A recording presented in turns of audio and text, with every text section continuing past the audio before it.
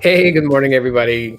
And actually, good morning. It's like 7:40 a.m. my time, so I started about 5 or 15 minutes ahead. I forgot what time I preset the. Oh no, I did for 7:45. So yeah, about 5 minutes early, but giving more people time in.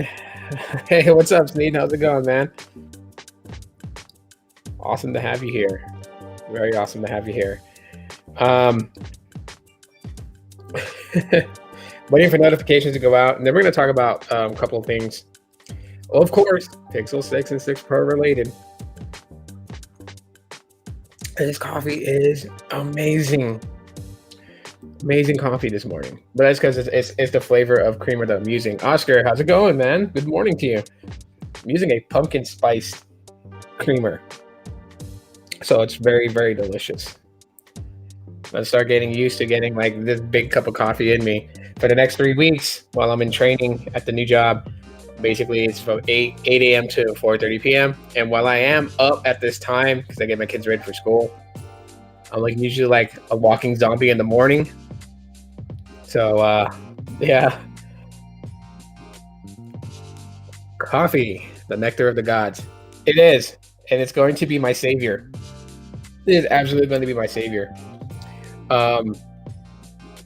Not just saying good morning. Let me know how's it going in your neck of the woods. So good. It's so good. And this is a giant mug, so I'm definitely going to be wired in. But yeah, besides talking about the Pixel 6 and 6 Pro, also obviously going to be addressing the whole name change of Facebook to Meta. I think it's kind of funny. Facebook's in a lot of trouble. Well, let's just be real about it. We'll get into that. You drink your straight. Yeah, add a little creamer to mine for the festivities of spice pumpkin. It's delicious. I can drink coffee straight, no creamer, no sugar, nothing. It's a rainy and gloomy day, Cleveland. But it's Friday, so it's all good. Yeah, exactly. It's Friday. Good morning to you, Gene. And I mean to you, Gene, not Eugene. I didn't even think about that when I said that. So good morning to Gene. Let's just say that. David H in the building. How's it going? Good morning to you. I'm about 1/4 through this big giant cup of coffee. I'm going to be wired in. Maybe it'll enhance my ADHD times 100. Yeah, David. That's my son's middle name.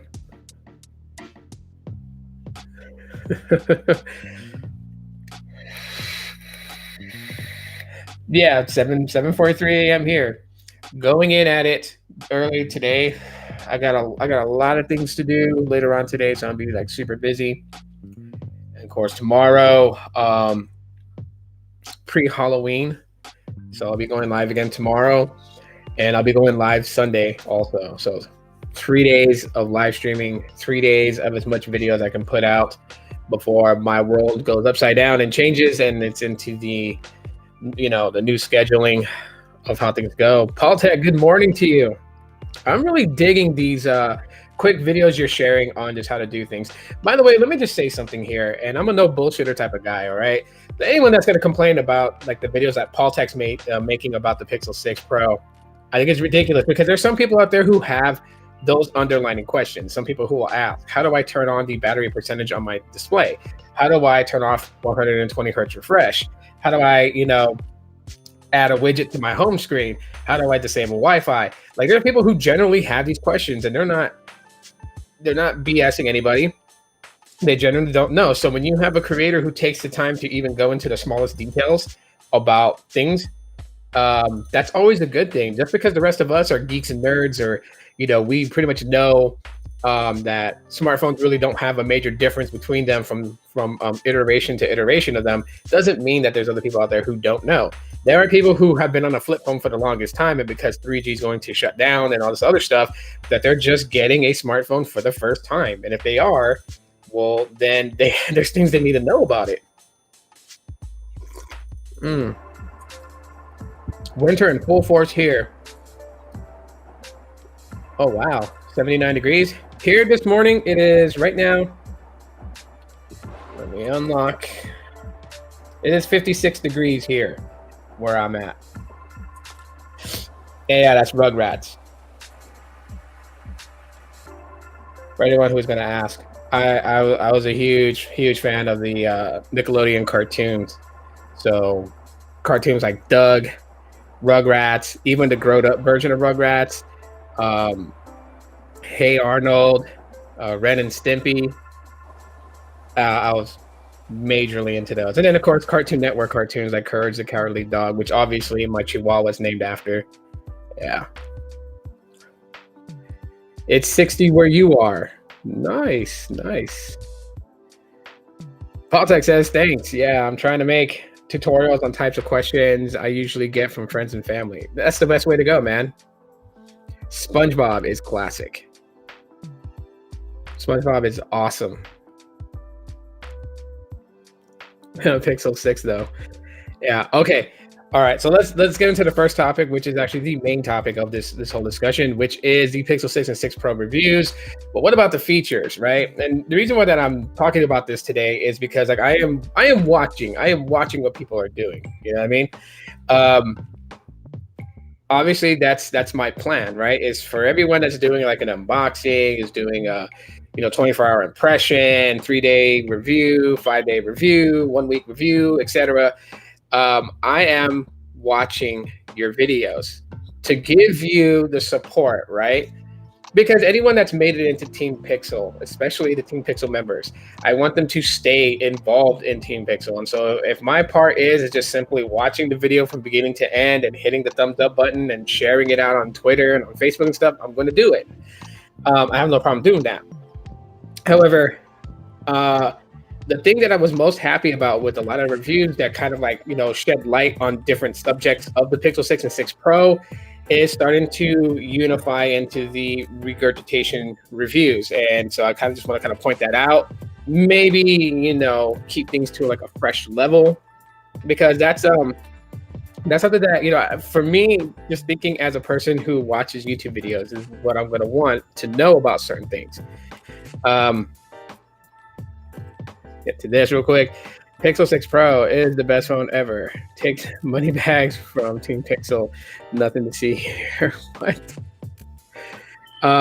So anyways, being real about the stuff, I think one of the things that kind of gets left out is some of the features, right?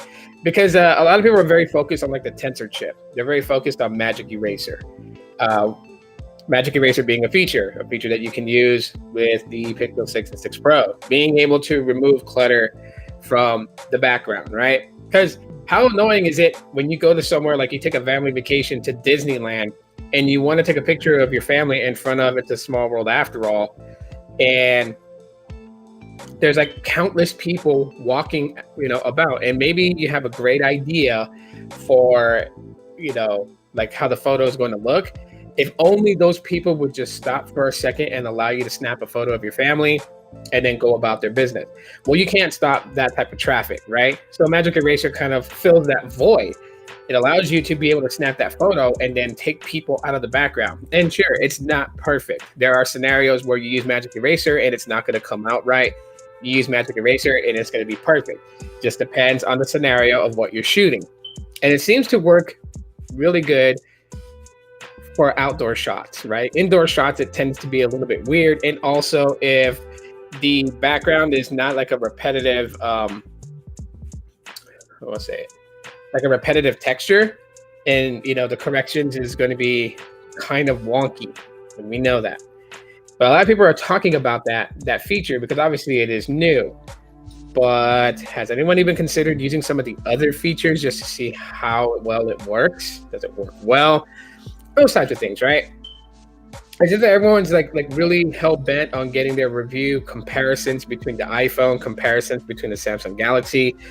Like they want to get those mostly out there, and it's just really weird that that's the focal point. Really, it shouldn't be. So I think some of the features that, the Pixel phones offer need to be addressed, or at least reminded of, because some people may have forgotten them. Some of these features are old. Like, does anyone even think to know how does duplex run on the Pixel 6 and 6 Pro? Has anyone even thought about that? And be honest with yourselves. Have you even really thought about it? Or do you even remember what duplex is? That's an interesting fact. Let's see. Preliminary millimeter wave tests show poor performance. Wondering how much updates can help the hardware over some time. But that is a very good issue right there that's brought up. Because I'm a firm believer in is that I want to buy a phone that's working now. I don't want to buy a phone that has intentions of being better in the future. Sorry for the smoke detector in my kid's room. I gotta replace the battery on that. So if you hear that, bing, I know it gets annoying in other creators' videos. I'm sorry, you guys have to hear it in this one. And if I just pointed it out and no one noticed it, well, then bad on me for that. But I still will apologize for it. But anyways, how many people remember duplex? Or do you all even know what duplex is?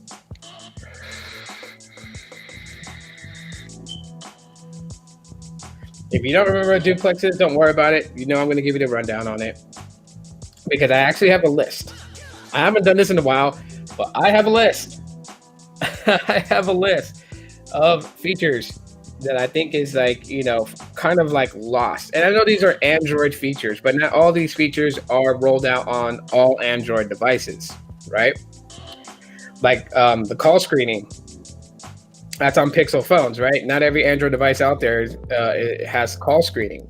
They may have their own version from the carrier, like, T-Mobile has like, spam call protection and whatnot, and you're getting it through that. But this is natively built into Pixel phones. What is duplex? Duplex is the Google Assistant making reservations, scheduling appointments, all those things on your behalf where you don't need to call and make that appointment. Example, you call, you want to make a doctor's appointment because you're having very bad migraines. So you tell Google Assistant to schedule you a doctor's appointment between 9:30 a.m. and 12 noon on Sunday the 31st to see your doctor for migraines. Google Assistant places the phone call. I've showed video demoing when they demoed this at Google I/O. And so what it'll do is the assistant will call. It will call your doctor's office and it will book that appointment. What's crazy about it is, and the thing that they really emphasized a couple of years ago about duplex is how real the assistant sounds on the phone, that if it was to call, most people would not even know that was the Google Assistant talking to them, because they've inputted a lot of human mannerisms into the speech of Google Assistant, right? So even little sounds like mm-hmm and uh-huh and things like that are captured on the call because the assistant tries to make it as lifelike as possible. Yes, it is not fully 100% rolled out. There's still some testing done with it, but these are things that's coming besides focusing on just the camera sensor of the Google Pixel phones and talking about how the pictures are taken and talking about how the video has upgraded on the Pixel 6 and 6 Pro. But generally, and the reason why I think that the Pixel 6 and 6 Pro are a little bit on a different side versus the iPhone and versus the Samsung Galaxy phones is because the Pixel phones focuses on being helpful. The video that I dropped about Pixels being helpful is the prime focus. The Google Pixel phones are supposed to be smart, absolutely smart. And not smart in the context of like giving you like gigabit per second download speed, but smart in the fact that it's supposed to be able to help you. This really weird sound effect. Okay. I don't know what's up with that background music. Well, let's refresh. That just sounds like a car accident.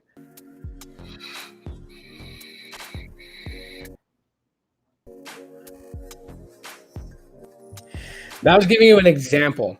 Technically, it's not technically going to do that, and also at the same time too, it wouldn't be able to go that route with the doctor's appointment. But I'm just giving that as an example, because of course when you call your doctor's office, they're going to want to verify your DOB and private information, stuff like that, and the assistant is not going to knowingly do that on its own. But like booking like a restaurant reservation, booking a massage appointment, those types of things is going to be able to do. Privacy issue, not really a thing when it comes to that. Why does Restream keep doing that? It's almost as if like their looping music file they have for these live streams for background music is like really odd. I don't know. Restream, fix that.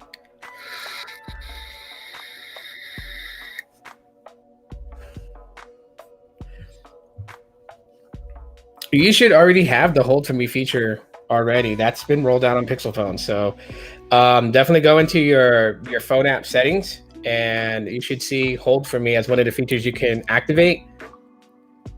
That's like a really cool thing.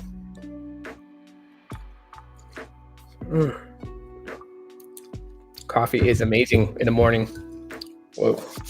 Anyways, yeah. So as far as like, that was probably like a bad example for me to use doctor's appointments. I wasn't even thinking about the privacy on that. But no, it's not going to be able to do that. You're still going to have to call your doctor and verify things. But like basic stuff, massage appointment, restaurant reservations, haircut appointment, those types of things, like things that are not predicated on privacy, it'll be able to book appointments for you. Doctor's appointments, no, because with that, they're going to ask all kinds of questions, right? Like if you're like, I need to see my doctor because of a migraine, of course, they're going to ask some questions that the assistant is not going to properly be able to answer because it's just not set in that way to be able to tell what you're going through as you. It won't.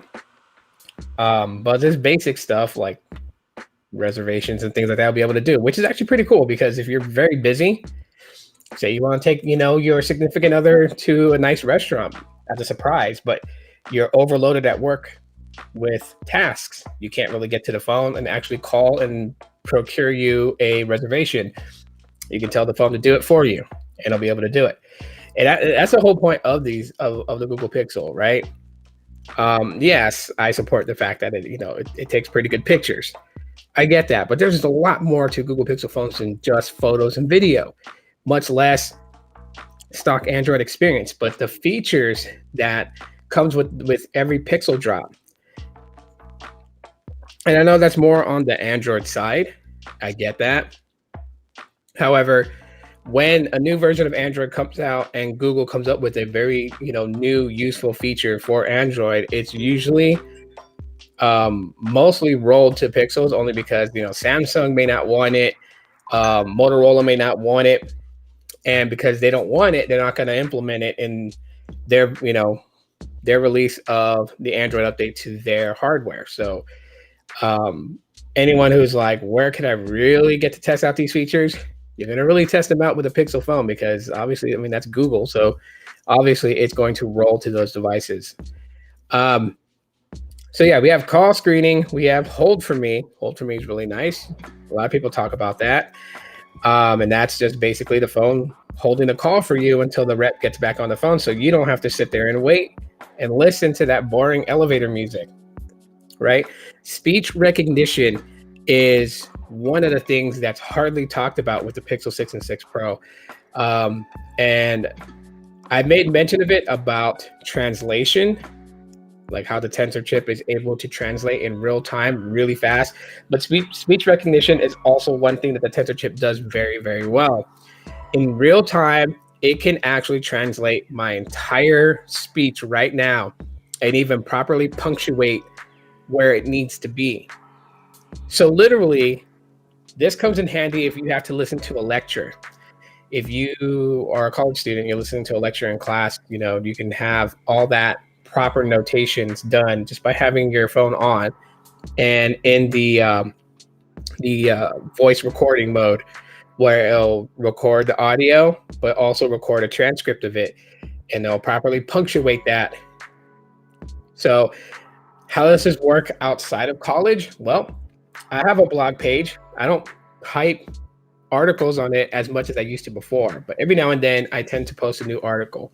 And one of the things that really helped me out with the speech recognition was being able to just talk what I'm thinking, it properly punctuate things, and even space my paragraphs so that when I'm done speaking to my phone, I can copy the transcript, paste it into my Blogger page, put my proper tags, and then publish for everyone to read.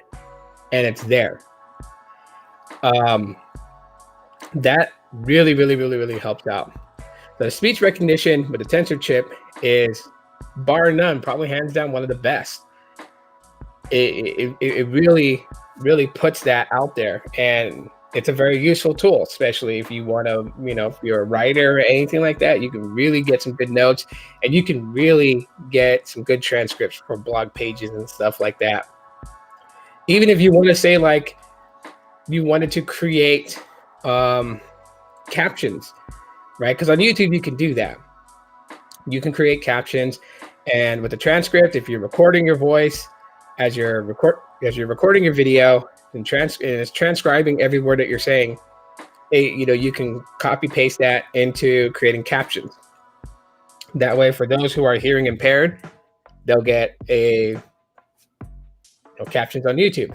But even then, you also have the ability to turn on live captions just directly from the phone without the need of it, right? If you're a person who has a hearing impairment, you'll be able to do that.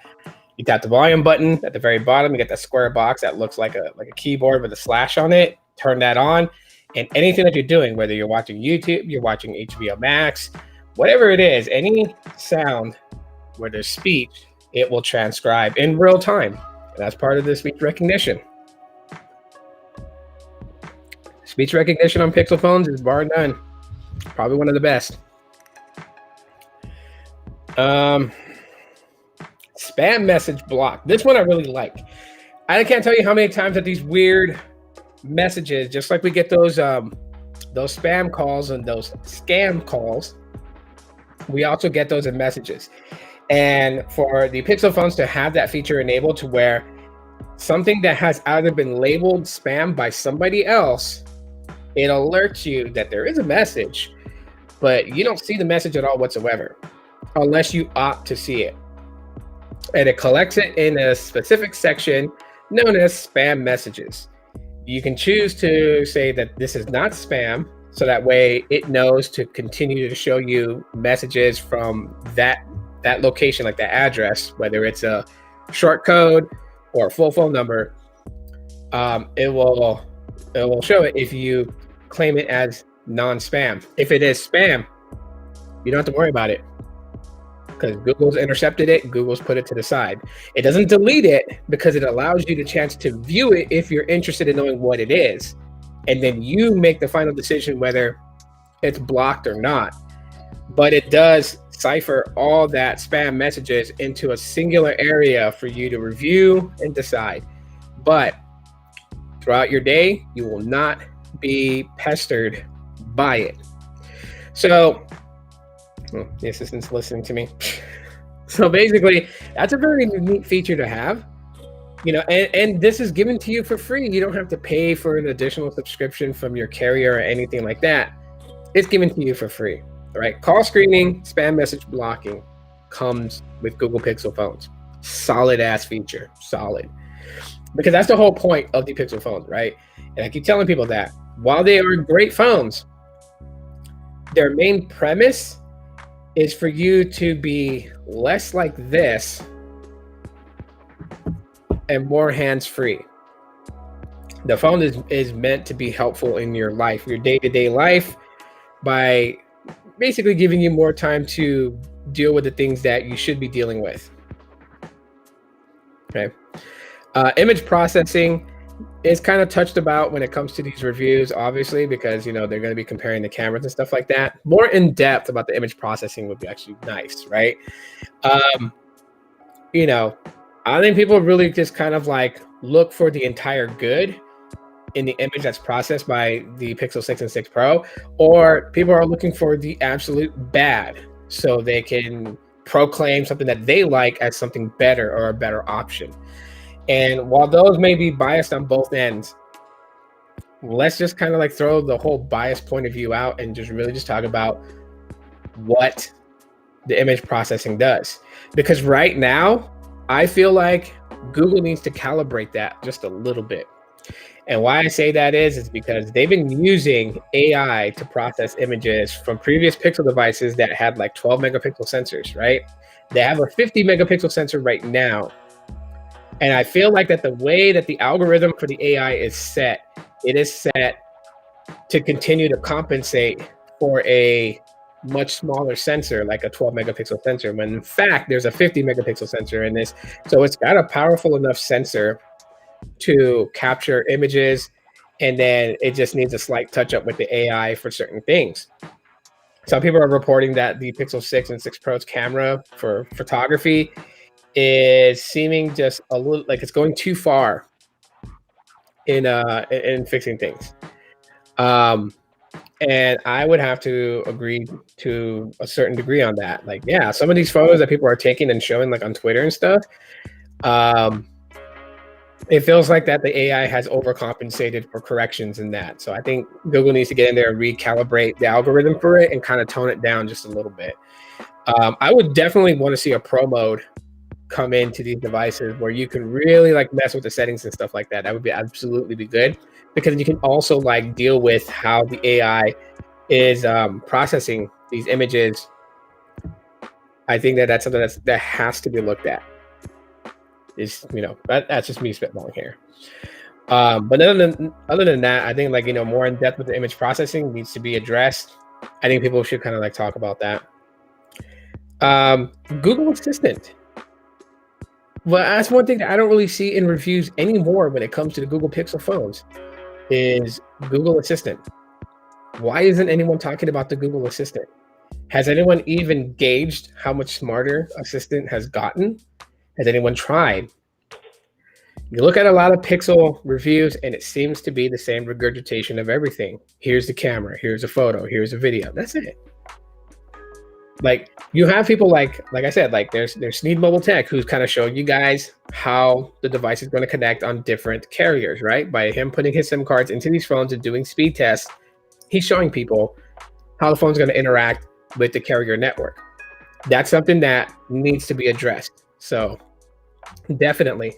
But it can't always just be about photos and videos and stock Android. Like, someone gauge it, because these are, you know, I'm like giving away things that I'm gonna do when I get my Pixel 6, because that's one of the things that I want to know about is just how much smarter did the Assistant get? Can it recognize what I'm asking it to do or what my requests are for it to do? Can it do those things? Like, you know, I keep a notation of like certain things that I ask Google Assistant to do. And if it gave me a feedback of like, I cannot understand your request, or I cannot understand, you know, what you're saying or whatever, if it gives me that, I put that down there. With the next iteration of Android, I test that. With the next iteration of a Google Pixel phone, I test that. And I see, has it gotten smarter? How much smarter did it get? Was it by 0.005%? Was it like a 1.2% increase in its intellectualness? Like, what is it? Like, I figured that people need to touch base with Google Assistant again. Train 21. Welcome. I'm glad to have you here. I'm patiently waiting for my Pixel 6 Pro to get delivered. It's out for delivery today. Awesome, dude. I honestly will say this. I'm sure your anxiety is through the roof because you want to be opening that box right now. Congratulations on the new phone, man. Appreciate you for stopping in and hanging out with us. But congratulations to you and your Pixel 6 Pro. And I hope it is a wonderful experience for you. Yeah, someone needs to test out Google Assistant. Run it through some basic commands. Have it tell you the weather. Have it tell you the weather for the next 10 days. Ask it a math equation. Ask it, you know, a historical fact. Just ask it all kinds of things and just see how. Also, give it tasks. If you have like smart home features in your house, give it tasks and see if it can execute those commands and how fast does it do it. Compare it to an older Pixel phone. Like grab a Pixel 4 and, you know, test it, see how the Pixel 4 executes those commands for smart home technology, and then see if the Pixel 6 processes it much faster to get it done faster. Like those are the things that I would say people should test. People should really include in their reviews, because the Pixel phones are a lot more than just photos. They're a lot more than just click photo, bam. They're a lot more than that. They are made to be helpful. This is like your candy bar style rectangular, personal assistant right here. It is the extension of the human body, yes. It's a microcomputer that fits in your pocket, yes. It's also, your personal assistant. You don't have to be a millionaire to have a personal assistant. Here it is right here. And, there's a lot of things it can do that I think people need to absolutely test out. So that's, first subject there. For those that watch the replay, leave your perspectives in the comment section for everybody else to read. I think that's going to be great. Did you get the new Pixel? No, I'm not getting mine until probably December. After the pre-order debacle is done, because a lot of stores that, I want to walk in, get in, and walk out instead of like having it shipped to me. And when I went and got my Verizon service and I talked to the guy that was in the store, and he was just like, yeah, I would wait like a month or two, just wait for the pre-order mess to clear up and for more stores to get them in stock. Because they're not going to run out of stock. They're going to have them for sale in the store in December. So that's when I'm going to get mine. So for right now, I'm just like, my anxiety is through the roof just watching people and their experience with the 6 and 6 Pro. And yes, it makes me wish that I had one in hand. But I will get mine eventually. I will go into the store and buy one through Verizon. Yeah, that's the plan.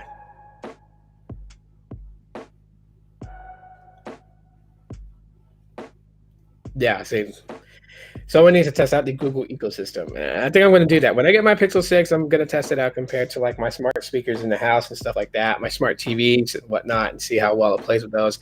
Those are videos I'm going to be able to create when I get mine. All right, let's move on to the second subject here, Meta.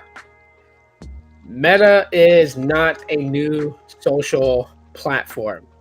So I'm going to clear up a lot of these things. As I hear people talking about Meta's coming, they can't wait to sign up for it.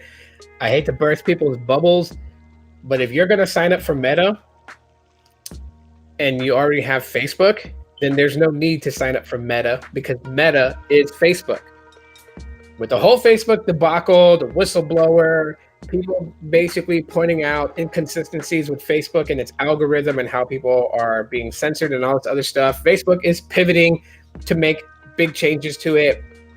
They're talking about virtual reality and augmented reality, social platforming and such, that they're rebranding Facebook as Meta.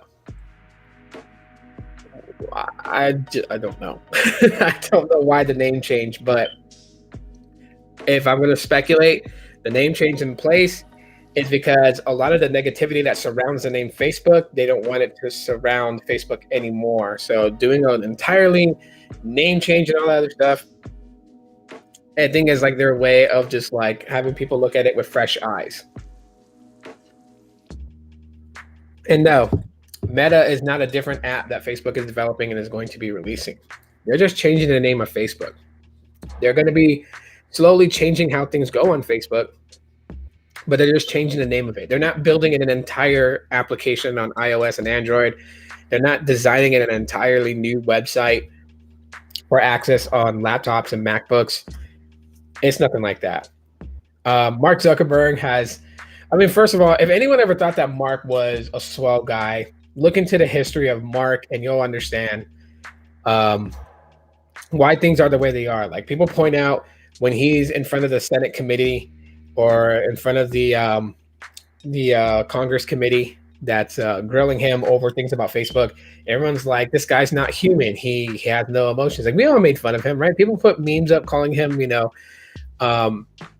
They're calling him Data from Star Trek because he has like absolutely no emotions, but that's really how he is. He has no emotions for other people's feelings. He doesn't care.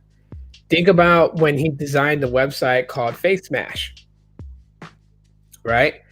You know, for those who don't know Mark Zuckerberg's story, he created a website to he was testing out the infrastructure of the internet in the East Coast, but while attending college, he created a site where he hacked into several schools' databases, taking all the photos of female attendees in those schools, and he developed a site where it would just randomly pit two girls' pictures against each other, and all you had to do was click left or click right to choose which girl was, in your point of view, hot and which one wasn't. And a lot of women were offended by it. Mark didn't care. I mean, he wrote apology notes to different organizations because obviously he was trying to avoid, major complications with his ideas for the future and what he was about to do. But he had absolutely no remorse for how he treated people. As a matter of fact, the co-founder of Facebook, the things that he did to him was not good. There's a reason why that he was sued by the co-founder of Facebook, the guy who pretty much shelled out the money for the idea of Facebook, the guy who stood by his side, the guy who paid for a lot of things, ended up suing Mark Zuckerberg. And they quietly settled behind closed doors, right? The other guys who sued him because they felt like Facebook ripped off their idea got, a huge settlement and signed a non-disclosure and walked away. Yeah, well, people will say being a genius at something means sometimes you have to be ruthless and you can't have emotions in it. I mean, I understand the point of view of that if you're wanting to be successful in something, but at the same time too, like, you got to have some degree of an emotion towards people. This is why I feel like today, society is failing, is because we are now no longer really looking out for the other person's feelings. Like we say we do with different things that happen out there, right? Like certain topic discussions and things like that. And we'll champion for it because we'll be like, think of how people feel. But at the same time, you're like kind of bringing it out. So you're kind of like keeping it alive rather than just, if you want to get rid of it, then everyone needs to stop talking about it and, act on actions, not on words type of thing, right? So anyways, Mark, he's got a very bad rap. So yeah, they're making these changes. Will the Android, iOS icons change from FB to Meta? Everything's going to change. So I can look for the new name. I don't know exactly when the name change will go into full effect, but it's in the process of it now. Will there be a message explaining the name change to all FB users? You're going to get a generic explanation. They're not going to tell you the reasons why. Because if the true reason why they're changing the name of Facebook is because of what the whistleblower said and all the stuff that, is now coming out in full view of the public to actually look at because people are paying attention, they're not going to go and tell you that we're changing the name because we were censoring people who thought against what we believe, or what our thoughts were, like they're not going to go and openly admit that. You'll get like a generic thing, like, Facebook is being revamped into a brand new social platform that's going to be focused on virtual and augmented reality experience known as Meta. Meta is where you want to be at. Meta is where we want you to buy these little headgear stuff to get in there. It's kind of like, because Facebook's been dabbling with virtual reality, right? The what's it called? Oculus, I think it is. They've been doing it for a while. So, and it's almost like we're about to see the dawn of the movie Ready Player One. I think Facebook wants to get people wrapped up in the virtual world so deeply that they lose sight and passion to be in reality. So they would rather put on goggles and put themselves in a virtual world. And why not? I mean, if you're thinking about virtual social media, how insane would it be if you created your own avatar and was able to go to a virtual club or virtual, group meeting or whatnot, and meet people virtually through a digital created constructed world? How would that be? When we think about it, sitting outside of that world, We can logically think to ourselves that, okay, this is going to definitely be a bad thing. This is going to have people captivated in it and be stuck in this thing. But once you put those goggles on and you log in and get into this world, your whole perspective is going to change, because it's going to be a very cool thing to do, to be in this virtual world and to virtually meet somebody on this social platform. And you know, one of the big things that these things exist for is for dating, right? That's one of the big things about Facebook is you know, you can meet somebody and know if they're single, if they're looking, if they're married, if they're going through, you know, divorce, whatever, you know that. And so if you meet this person and it happens to be someone you're interested in and they're interested in you, you're going to continuously go back into that virtual world because you guys don't live in the same area. And that would probably be like the new thing. Like, we're going to virtually date first before we date in real life. But then you have like all the security issues that comes with that, right? Catfishing is going to be like shot with steroids and shoot up to 1,000 times because people are going to create avatars that allow them to interact with somebody in a virtual world. And it could be a totally different person, totally different gender. Now we got problems, right? If you think Facebook does not know about this, they do know about it. But they're going to execute it because it's going to become addicting. And when it becomes addicting, more and more people are going to go into it. It's going to become a problem. But this is like one of the ideas of Meta that I've read about so far. Is, you know, one of the things that they're focusing on is augmented reality and virtual reality. And that's going to be, yeah, that's going to get people wrapped in. But I mean, the other factors of Facebook still going to remain. You're still going to be able to post on a timeline. You're still going to be able to upload photos, videos, and such. It's just they're implementing other things that they've been working on to evolve it. And that's what they're saying. They're evolving it, and that's why they're giving it a new name, because it's becoming evolved. Meta is going to be a new thing. First of all, it's just a weird name to call it, but I see exactly why they're going to go that route. So yeah, that's going to be something that's we'll see how this goes. Social platforms tend to follow each other. Does that mean that Twitter is going to hit those same boundaries and do those same things? Quite possibly so. We can start seeing this. I mean, technology is advancing at a very high rate at this point right now. You know, creating a virtual social platform doesn't seem so far out of reach as it would have been if we thought about it way back in the day of like AOL chat, and even going into the early days of MySpace. A virtual reality social platform was like, I'm sure a lot of people thought about it, but they were just like, the technology is not there for it. Of course it's not there for it. Today, it is there for it.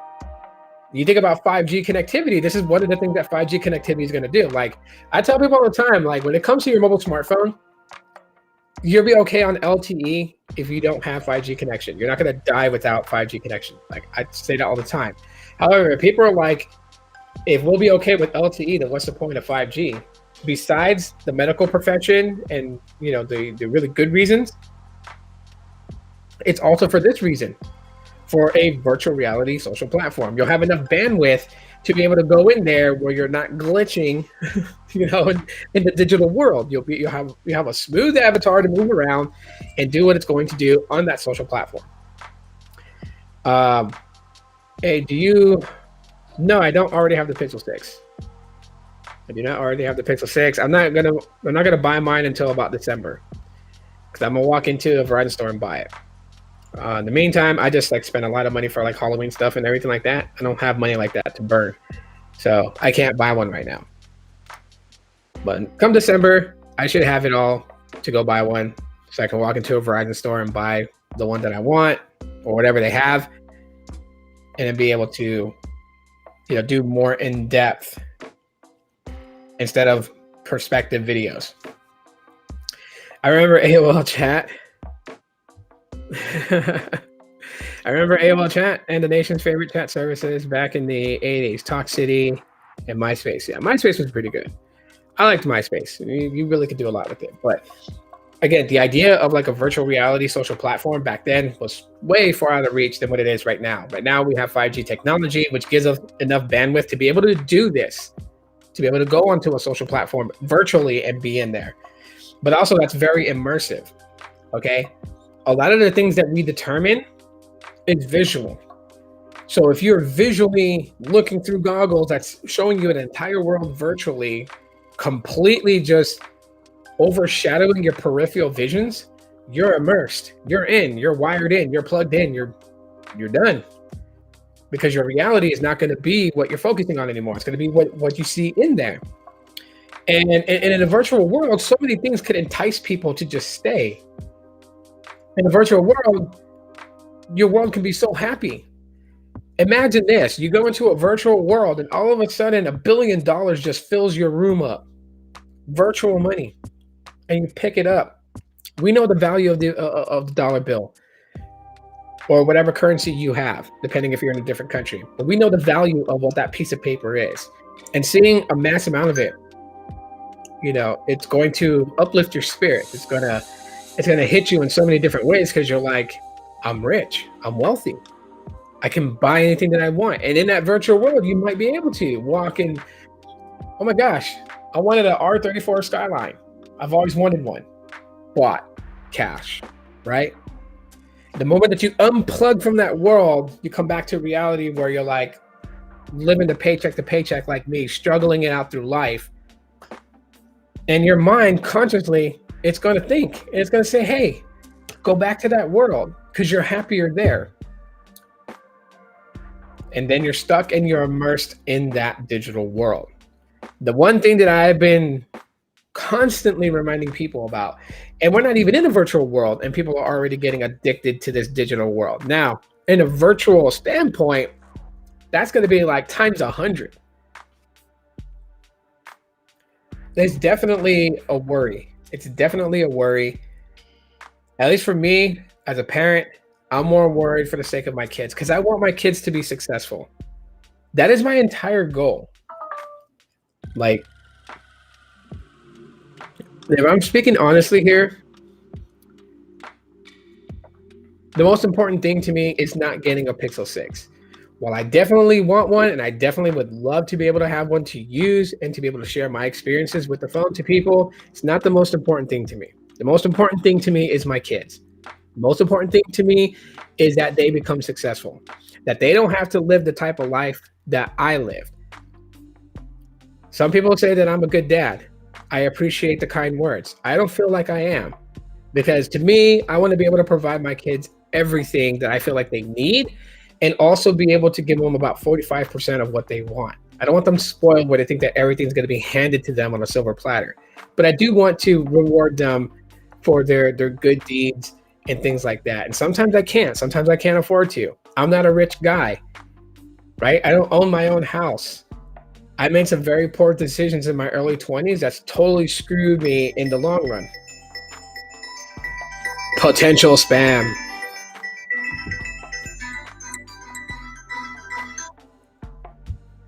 Hello.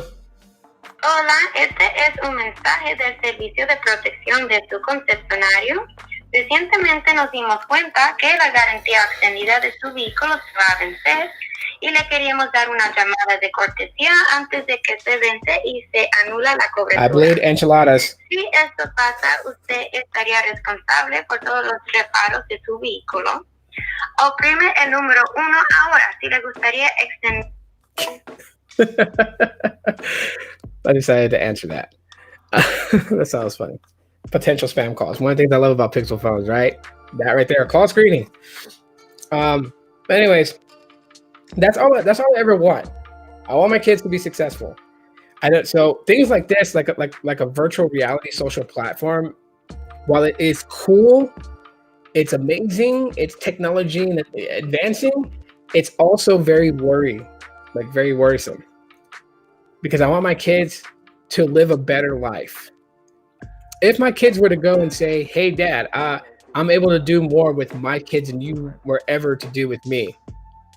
As much as that would hurt, because I wouldn't, I would feel like, wow, like, everything I did wasn't good enough. At the same time, I would be happy because if they felt like that they're living a better life than what I was able to provide, then that matters. Because then I know my grandkids would be doing great. So, car spam call, yeah. So that's the most important thing. And virtual reality social platforms scare me that it will get people wrapped into being more in there than out here. Because if you want to control a mass amount of people, put them in the world. That's why these movies, while they were very entertaining to watch, they also showed us something to be worried about. That movie, Ready Player One. Yeah, we saw cool nostalgic things like people's avatars being Sonic the Hedgehog. We saw the DeLorean from Back to the Future as Parsifal's car. You know, we saw the Iron Giant. We saw the Gundam. Um, we saw a lot of things in there that was pretty cool. Artifacts and things like that had to do with 80s and 90s pop culture. Like, we saw a lot of things in that movie that was like absolutely great. But one of the things that they showed us point blank throughout the entire movie was people's obsession to go into the Oasis because they wanted to escape life.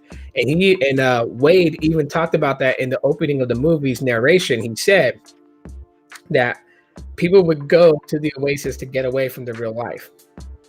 Because in the Oasis, you can be whatever you want to be. You can be, a military combat, general, and go to a place in the Oasis that has to do with war strategy and play a game based on that. You can go to a casino if you're a habitual gambler.